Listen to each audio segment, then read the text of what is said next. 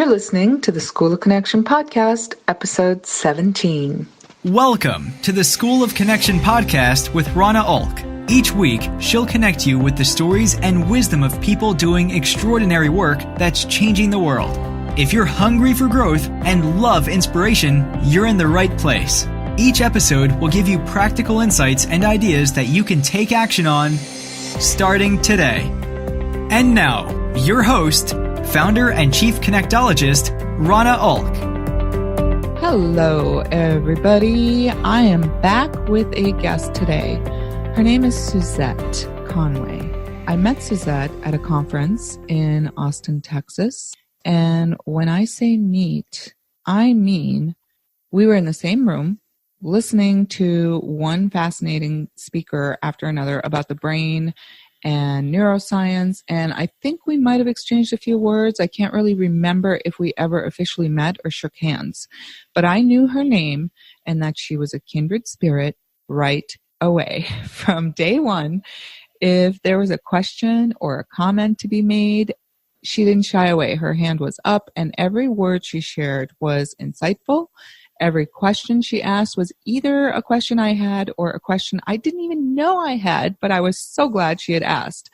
She was my buddy before she even knew it. As conferences usually go, there just wasn't enough time to ask her to go to lunch or have some one-on-one time. And let's face it, it is kind of awkward when you don't really know somebody and there's all that stuff going on to say, hey, I really want to have lunch with you because I really like you, right? So, of course, thank God for Facebook and social media. We found each other there, and I've been following her for about 7 months now. I finally decided a couple of weeks ago that I just had to talk to her. We talked one-on-one, face-to-face, because thankfully she agreed. And so it was on Zoom that we hit it off like old friends. We share an intense curiosity and fascination with just about everything. Reading and learning, it seems like it's a need as primal to us as breathing air. And then there's what we called the almost angsty constant thorn in our sides of needing and wanting to grow and contribute something valuable to the world, to fulfill a mission.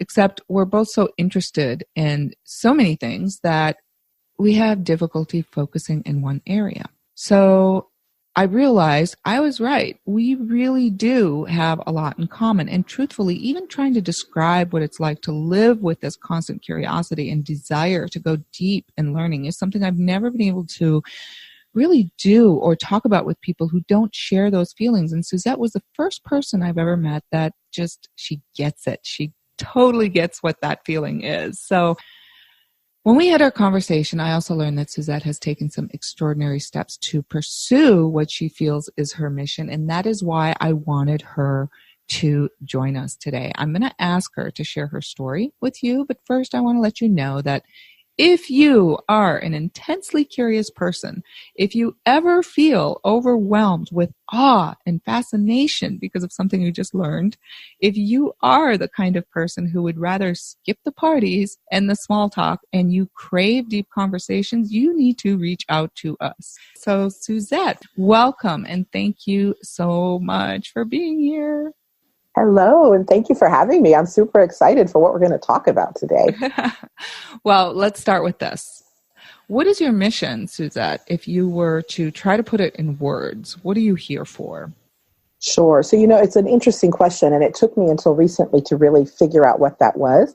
But it has become so clear to me that my mission is to help women create more vibrant lives. And that's my purpose in life. And I've turned that into a mission of helping 100,000 women lead more vibrant lives. And that's lives full of more joy and meaning and well-being. So yeah, I don't know how I'm going to do that, but I'm going to do it. I'm going to reach you and teach you and talk to you and help people live better.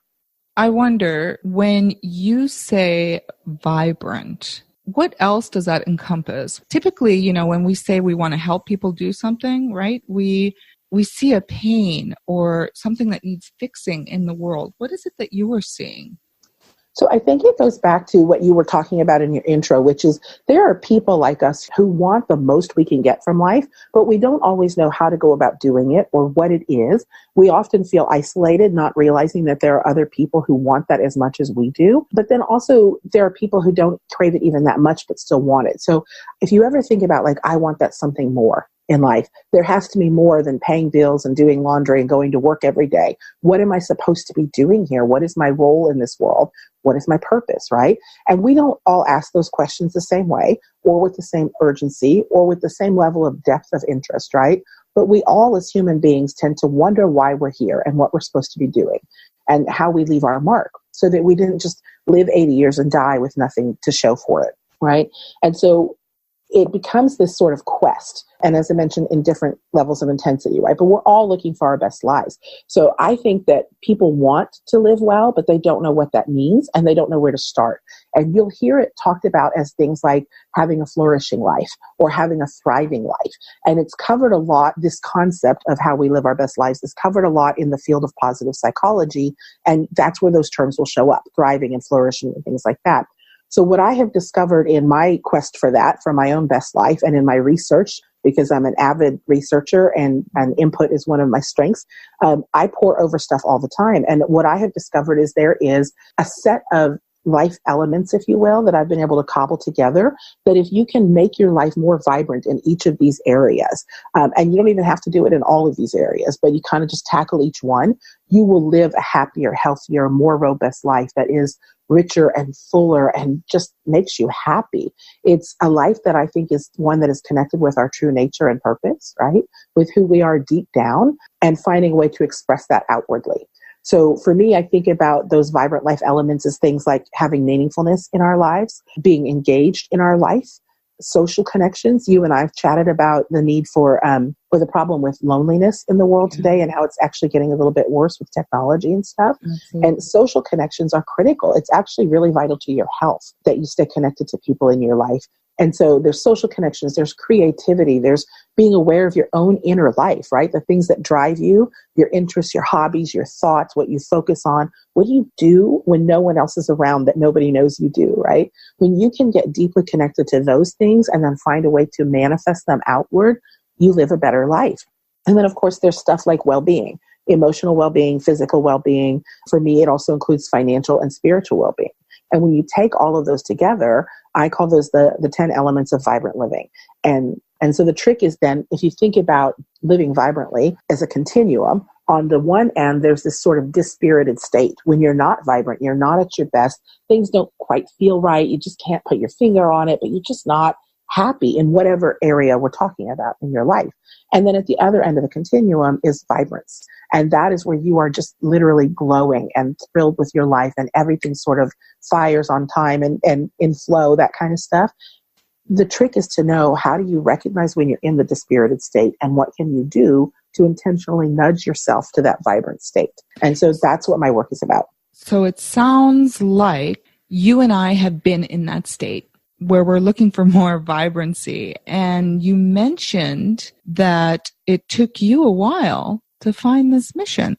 Why? Why? Because I think there are probably other listeners out there who are feeling that angst, that sensation of, oh my gosh, there's something else that I want to be doing. I just don't know what it is. What was it that was the last straw, the moment when you decided, I have to seek this more vibrant life for myself? Yeah, that's such a powerful question, Rana. It just, you know, what's interesting about it, and I think I'm probably not alone in this, is my guess, is that it wasn't a single moment. It was a series of moments that I couldn't quite understand or get clarity on, or that I ignored and turned away from. And one of the things I realized when this all finally came to a head for me was that it's really easy to get into a life that is what we expect of ourselves, right? We do what's expected. I got a good job. I went to school. I had a home. I had all these things that are supposed to represent success, and in many ways did. And I still wasn't quite happy, and I couldn't figure out why. And it finally hit me one day that it's because I was living this sort of shadow life, right? It was just close enough to what I really wanted, but it wasn't painful enough for me to change or explore further. But it wasn't close enough to what was really speaking to my heart that I was happy and satisfied. So I was in this limbo state, and it was, as you mentioned, it was very angsty. I knew I was meant for something more. I knew that my life could be more, and I didn't know how to go about doing it. And for me, what happened was it came to a head, if you will. My sister had moved in with me. Her and her husband had moved in while they had sold their house and were waiting for their new house to be built. And we used to have all these really great conversations about exactly this topic, right? Are you happy? If not, why? And I mentioned to her one day, I said, I feel like selling my house and starting over, just pressing the reset button on my house, on my life, take the money from the house and not have to work and figure this out, explore and discover what I'm supposed to be doing with my life. And she said, why don't you? And I didn't have a good answer for her. I didn't have a reason not to do it. I could have come up with plenty of reasons, and most people do, and I'm not suggesting you need to sell your house. But for me, that was the thing that gave me the freedom financially, and then also in terms of life responsibilities, to just pause everything else and go headfirst into figuring out what it was I wanted. And what about fear? What were you afraid of? Because that typically, any reason or excuse that we give in those situations, when you say you couldn't give her a good answer, it's because you knew that whatever answer you give was insufficient, right? Exactly. Whatever answer I could come up with was not enough cosmically, if you will, to stop me. It didn't have the power. Like it would have stopped me if I let it. I just mean there wasn't a good reason. And fear comes up everywhere, right? I have really strong limiting beliefs around fear of failure, fear of not being enough, fear of not being capable, fear of imperfection. And those things drive everything I do. And so it isn't that I got rid of those things. It's I've learned how to recognize them and rise above them and choose to go forth anyway. And it's worth noting that that's not an easy process for me. And it is not something that I do once and move on from. I do it every day. And some days I'm better at it than others, and some days I'm not. And that lines up right with my creative cycle, if you will. Some days I produce what I want for my life. And some days I just have to step back and say, all right, today is a day of rest or something else that I need instead of just doing all the time. Wow. I'm so glad you mentioned that, because I think it's something that a lot of us go through, particularly when you are a high performer or a person with high standards for yourself and you're used to being hard on yourself and used to succeeding. Yeah. People think, they look at you from the outside and can't imagine that you have those problems because, hey, everything you've done well, and you're quote unquote successful. So what would you have to be afraid of? Yeah, I think that's really true. For me, it's interesting because if you look at my life before I made this shift, I had a corporate career in learning and development, and I had a good reputation and a good career, and I made good money, and I've been doing that for about 25 years. I had a college degree, I had a home, all these sort of things that we usually check off as signs that life is going well. And it was. I don't mean to be ungrateful about it. Life is fine. Life was good. It's just for people like you and I, that's not often enough. I usually find myself not satisfied ever where I'm at, and I wanted more and I wanted better.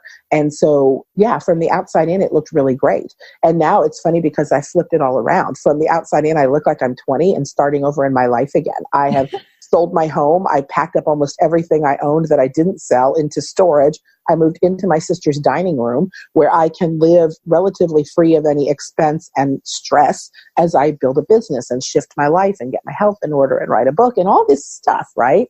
And so if you look at me now, you kind of go, whew, what did she do wrong with her life? That woman, she doesn't even live in her own apartment. Yeah. And I think it's a really good lesson, right, about being really connected to who you are and what you want in life. And that means that you can't really look externally for validation of what you're doing. You have to be true to yourself and do what I call keeping your own counsel, right? I know this is the right path for me. It's uncomfortable for me because I am a high achiever. And in my corporate life, I think nobody would have thought, oh, you really struggle with fear and insecurity and you can't do it because look at what you do. And so when you pull back from the structure that you're used to, like a corporate job, and go into a structure that you're not used to, like me resetting my life, I've discovered things like I'm not terribly motivated when there's not a boss around that can fire me, right? I've discovered that it takes 10 times as long as I ever thought it would to do any one thing. And I've discovered that I let fear stop me a lot. It's not a comfortable thing, but I'm doing it because I have gotten so clear on the fact that this is the right path for me. And it doesn't matter to me anymore if other people understand it or recognize that it's not for them to understand. It took me a long time to get here. And so now we're going to see what happens, right? I could be wrong. This could all go to pot in no time at all. And I could have to go back and get a corporate job, and we'll see. But at least I will know that I tried. And that's really important to people like you and I. If I had to describe one of my biggest fears in life, it is the fear of regret. Mm-hmm. I am terrified that I'm going to say woulda, shoulda, coulda. Yeah. And I also am intrigued by the fact that you and I feel this way, and whoever's listening right now, if they're still listening, if you're still out there, you obviously can relate to this. There are people who can't, and I'm very, very intrigued by that.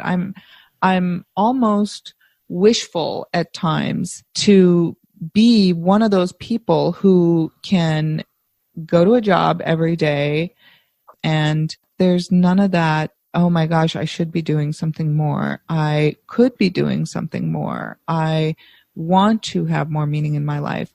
Do you know what I'm talking about when I say there are people out there like that, and it's difficult for me to communicate with them? Yeah, I do. In fact, I know a number of people, and my friends and I have chatted about this, that not everybody is like you and I. Some people are like, you know what? I'm here. I got a couple of kids and a spouse and a job, and who am I to ask for more? And I think it's worth noting that it doesn't mean that I'm not grateful for what I have and that I don't see the blessings in my life. It's that there's something in me akin to a tortured artist who knows that I'm capable of more and who wants to have an impact in the world I live in. And the idea that that wouldn't come to fruition is torture to me. If I think about living at, waking up at 80 or 90 years old and looking back on my life and I think, gosh, I just kind of had an average life. I didn't try anything. Even if none of it worked, at least I should have tried something, right? To live my most best 80, 90, 100 years, whatever I have here. And when I think about that prospect, it is incredibly disheartening to me. And I don't want that for myself. So, and I think some people just don't think like that. And that's okay, right? I guess it's okay that they're not one of us. You can't have everybody be the same.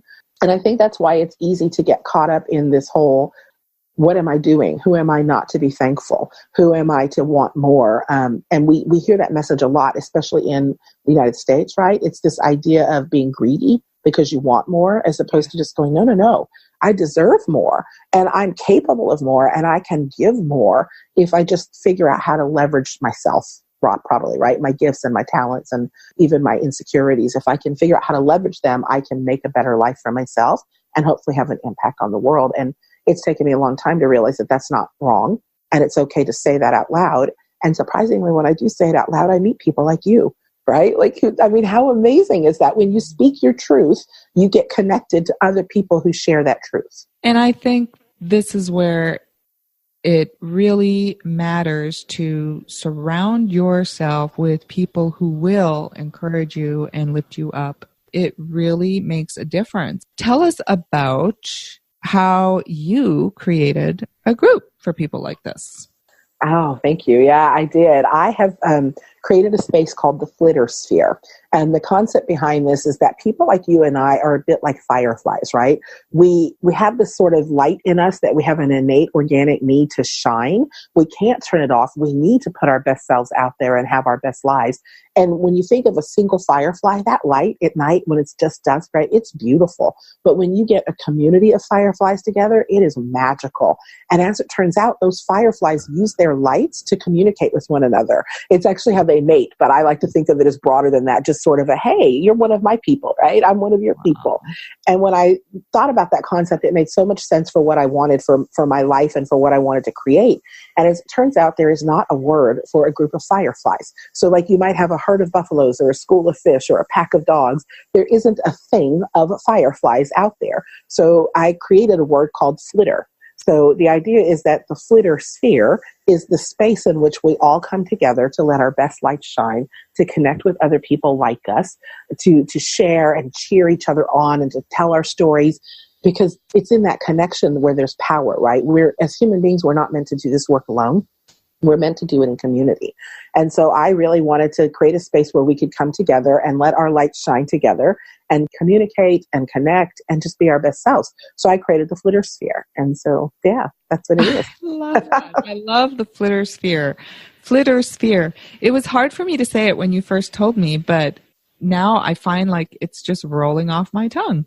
Yay. If I am joining the Flittersphere, and I know you just created it and you have a vision for it, what can I expect? Where do you see this going? You said something about helping 100,000 women find their most vibrant lives. How do you envision doing that? What would it look like in your ideal world? That's a really good question. So I did just start it, and right now it's an online space. So you can find us on Facebook, and there's a website and all that stuff. But I don't want it to just be limited to online. I like to think of the Flittersphere as just any gathering of all these firefly-like spirits, right? So in some cases we'll be online, and I would love to have that 100,000 women on this Facebook presence. But we also break that into groups. So for every course I offer or workshop or retreat, there's usually a Flittersphere subgroup with it, so that people who are engaged in discussing that topic and experiencing it in their lives can do it in sort of a central place. But the general idea is that it all feeds into this larger concept of a Flittersphere.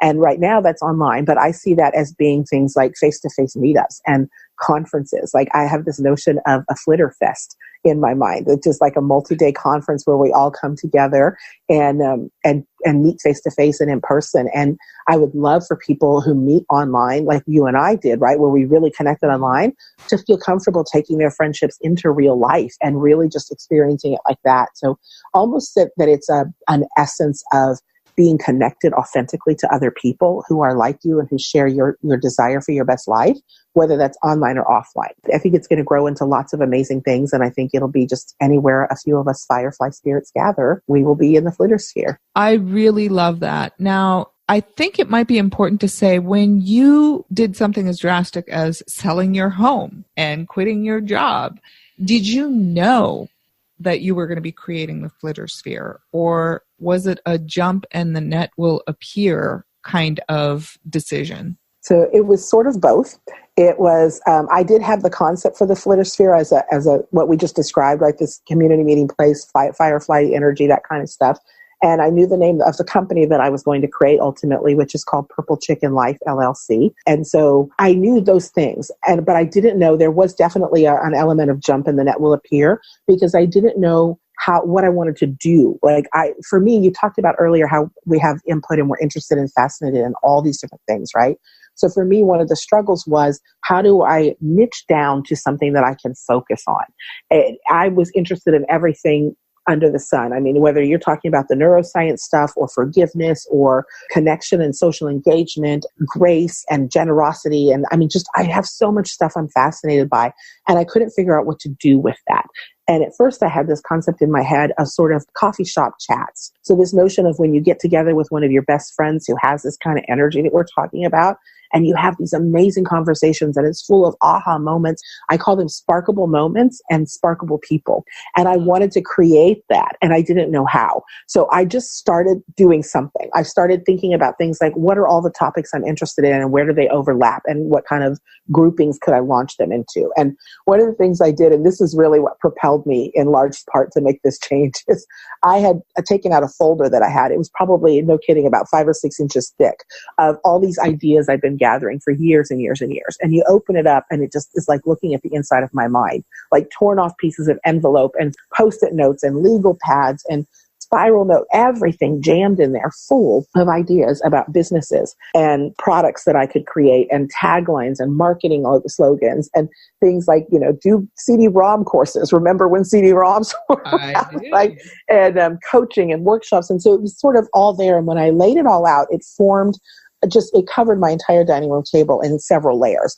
And it broke my heart when I looked at it, for an instant, because what I thought was, this is 20 years of my soul screaming out to do what I'm meant to do. And I've been shoving it in a folder because I didn't have the money to do it. I didn't have the time or the energy.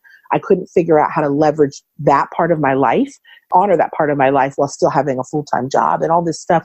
And so in that instant, I thought, holy cow, how long am I going to let my soul scream at me to do what I would love and then just ignore it? And so that was a real game changer for me. And that was when I realized this was the time. And I knew that the Flittersphere was going to be the concept, and I knew Purple Chicken Life was the company name and all this stuff, but I didn't know what to do. So I started playing with it. I started like I said, grouping topics, grouping possibilities, courses, workshops, retreats, coaching, whatever. How could I reach people and help them was what I was going for. And it's not been easy. It's been now 20 months since I started this. I have been lucky enough to have a coach that helps me professionally and personally to figure out how to tap into my own creativity and overcome my limiting beliefs to build what it is I want for myself.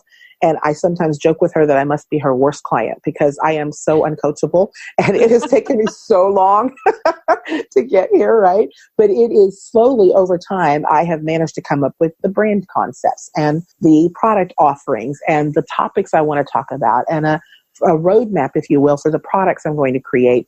But really what's gelled for me is the experience I want to create. It isn't just about, yes, we can do courses and workshops and retreats. A lot of people do that. It's about this experience. I want what you and I are having right now, these deep aha-filled sort of inspiring moments where we just kind of go, oh yeah, this, I feel good right here. This lights me up and it energizes me to connect with people like this or to do whatever it is that energizes you. And so it's just slowly come together. I just now launched my first course product and I don't know how long it'll take to do other stuff, but I trust that it will come together as it should. And one of the most fascinating things to me about this process has been that if I had forced it and launched something that I had an idea for 20 months ago, it would look nothing like what I have the vision for now. And it wouldn't have been right. And it would not have created the experiences I'm looking for. And so one of the things I've learned is just trust yourself, trust the process to unfold and evolve naturally. I don't have to rush it and it just will happen. So tell me what Purple Chicken Life is. I have to know how that came about. Tell me what it is, where that came from. So this chicken thing. Okay, it's so funny. When I in one of my corporate jobs many years ago, we had a head of sales who was very distractible, which is something I can relate to. And one of his employees gave him a T-shirt that said, "Everybody keeps saying I have ADD, but I don't know what they're, hey, look at that chicken." That was the T-shirt, right? And so I told my family about it because we are a family of distracted people. We are often having multiple conversations at one time and getting distracted by whatever we see in the middle of that conversation. And we thought it was funny. And it became this sort of family joke to say it wasn't just a chicken. It was a chicken with Louisiana-style beads, like, what is that thing in Louisiana? The Mardi Gras beads. Mardi Gras. Like it had Mardi Gras beads around its neck and it was gold and all this joking turned into it was a purple chicken. And so that was a joke in our family for a long time. Whenever one of us would get distracted, we'd be going, yada, yada, yada. Oh, look at that. And someone would yell, purple chicken. So what happened is that as I've gone along this journey, long before I knew Flittersphere was going to happen, but still angsting, right, about what I wanted for my life, it became really clear to me that let me see if I can figure out how to say this. We live in a world that values people who can focus and who can niche down to one thing and who just sort of become experts at that.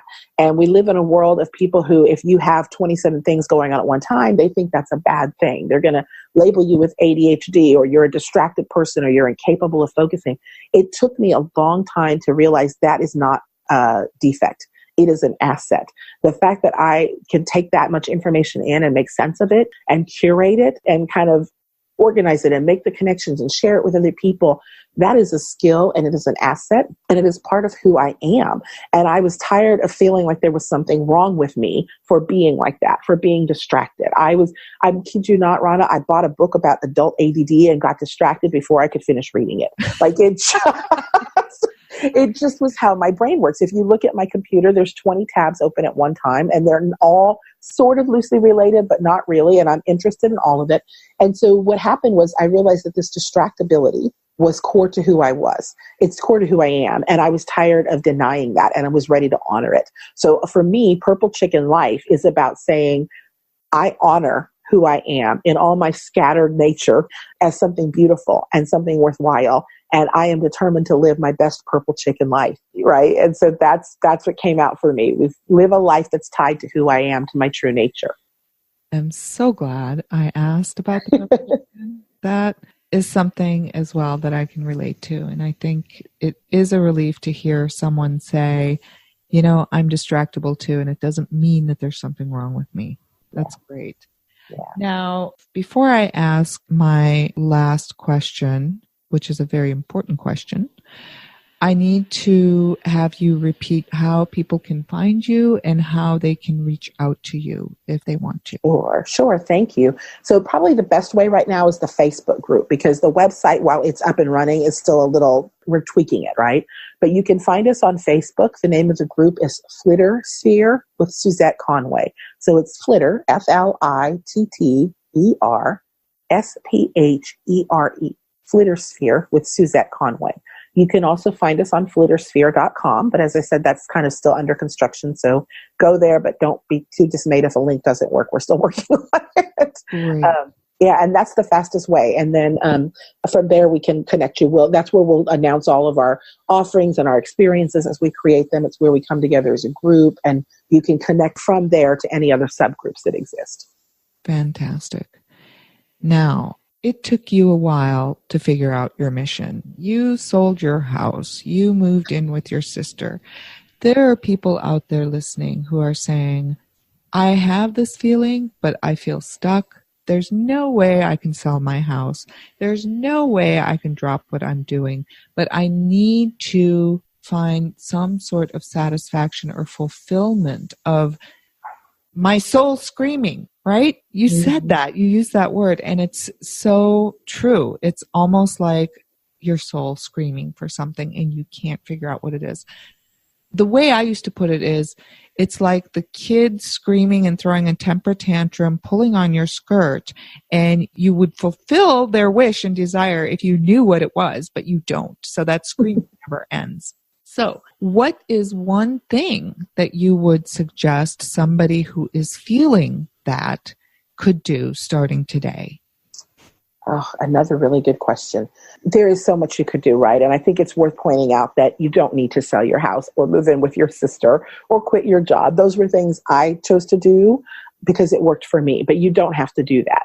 There's a lot you can do to live a more vibrant life, right? You can get your health in order. You can increase your social connections. You can be more engaged in life, all of that. But one of the simplest and most powerful ways that I've discovered that you can feel more satisfied with your life, which is really critical for people like us, who it's not that we're not happy, right? It's not that we're not aware of the goodness in our life. It's that we just kind of are always yearning for something else. We need more satisfaction. One of the best ways to do that is to start a gratitude practice, because it helps you to really understand what is good in your life right now, regardless of what shape it's in, what status or progress you've made on it.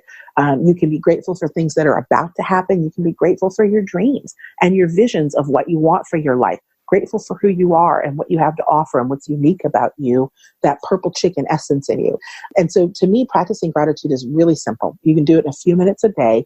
And what you'll find, and the science will bear this out, the research bears this out, is that after just a couple of weeks of practicing this, you will start to recognize changes in your life, in your attitude, in the way you perceive the world, in your health, in the way you sleep, everything. And then if you just keep doing that, beyond a couple of weeks, right? If you make it a daily habit, it really will change your life in a number of ways. And I've seen it happen in my life. I've seen it happen in other people's lives. And I find it so compelling that I actually just launched a course. In fact, I launched it right before our call today. That's called Gratitude Changes Everything. And you can find that I just posted about it in that Flittersphere Facebook group, and you can get to it from flittersphere.com. But the idea is that in just a few minutes a day, you can build a habit that is personal and unique to you, that works in your life so that you'll keep doing it. And in just a few short weeks, you will start to recognize changes in your life. To me, that is the simplest step forward to living a better life. I agree. It really is. We give it a lot of lip service, and people say, oh, well, I'm grateful. I say my prayers. I'm grateful for the food I eat and this and that. But you really need to do it with feeling, with intensity. And it does only take a few minutes a day. And you use it or lose it. Yeah, it's a gratitude muscle, right? Yeah. It's just like any other habit that you want to have in your life. You need to keep using it, but in order to do that, you need to make it easy and attainable and slide it into your existing routines and that sort of stuff, which is some of the stuff that we talk about in that course. And so I hope if you're interested in that, or if anybody listening is interested in that, they'll check it out. It is free. There's nothing to it. There's no need to pay for it. But it kind of walks you through that. And it's for people who've never done it before, and people like yourself who either want to reconnect with it or amp up their current practice. And truly, without sounding too salesy here, it's worth a look, because it is, as I said, one of the most compelling ways to make your life better. It's so powerful. I think I may show up there. I need some accountability in doing it again. Lovely. And we have a Flittersphere group for people who take the course. So you can go and chat with other people who are doing this work. Fantastic. And maybe someday you'll have some Firefly swag. I love it. Is on the roadmap. I have no idea when that will show up, but yes. I'll send you a shirt when we have one. Great. Thanks, Suzette. Well, to start with my gratitude practice, I am really grateful that we met. Thank you very, very much for being here and for sharing your story. And I hope to see 100,000 women there soon. From your lips to God's ears. Thank you, Rana. I really do appreciate it also. And I, too, am grateful that we had a chance to get together. And I'm looking forward to our blossoming friendship. I'm so lucky to have other fireflies in my life. Thank you. Thanks for listening, everybody. And I hope that you will go check out the Flittersphere if you could relate to this, because I certainly would love to expand my Flittersphere. Now that I know this word, I'm going to use it all the time. And if you have any questions or comments, be sure to reach out to Suzette or myself. Remember, you can email me at hellorana@schoolofconnection.com. Until next time, make it a good day. And don't forget your gratitude. Thanks for listening to the School of Connection podcast. Be sure to hit subscribe so you don't miss out on future episodes, and visit schoolofconnection.com/podcast for the show notes.